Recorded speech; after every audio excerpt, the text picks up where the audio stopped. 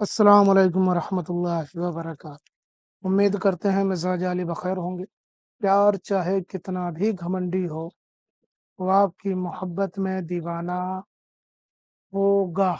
چاہے جتنا گھمنڈی محبوب ہو، چاہے جتنا پتھر دل محبوب ہو، سنگ دل محبوب ہو، اگر آپ کو خاطر میں نہیں لاتا، آپ سے بات نہیں کرتا، آپ پریشان ہو چکے ہیں، مگر آپ کا محبوب آپ کی محبت میں دیوانہ نہیں ہو رہا ہے، پاگل نہیں ہو رہا ہے، بلکہ وہ آپ سے دور دور بھاگ رہا ہے۔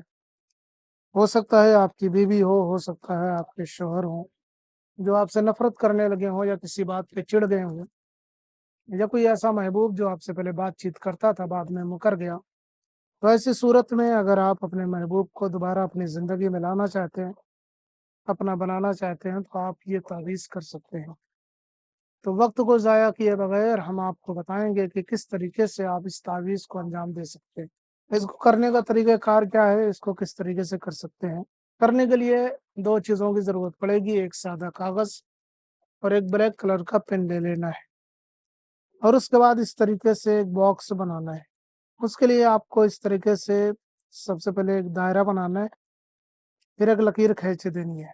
اس کے بعد لکھنا ہے جیم، یہ نقطہ ہے بیچ میں، پھر لکھنا ہے 0 9 1 2 3 5، پھر یہاں سے لکھنا 6 2 3 4 2 3 7۔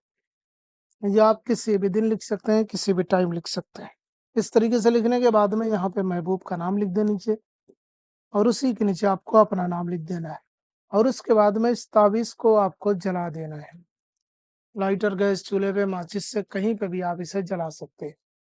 دن کوئی نہیں ہے، تاریخ کوئی نہیں ہے، کبھی بھی کسی بھی دن کسی بھی ٹائم کر سکتے ہیں۔ جلانے کے بعد اس کی راکھ کہیں سائڈ وغیرہ میں ڈال دیں۔